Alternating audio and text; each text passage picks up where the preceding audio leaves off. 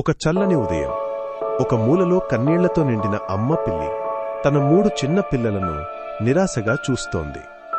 వారు చాలా రోజులుగా ఆకలితో వణికుతూ పాత గుడ్డ మీద కూర్చొని ఏడుస్తున్నారు.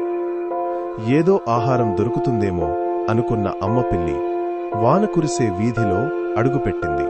వీధులు తిరిగింది. ఎక్కడ ఆహారం లేదు. చాలా అలసిపోయి చివరికి ఒక పెద్ద మర్రి చెట్టు కింద కూర్చుంది.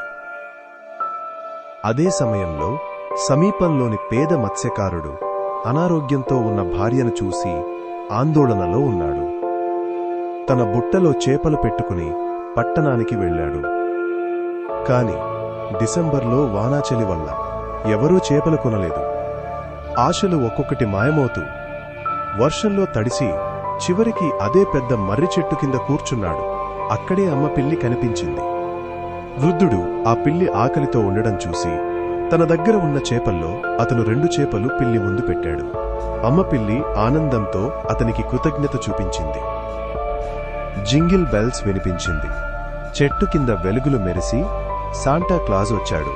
ఒక చిన్న మెరుస్తున్న బాక్స్ అందించి శాంటా చెప్పాడు, నీ దయ వృధా కాదు.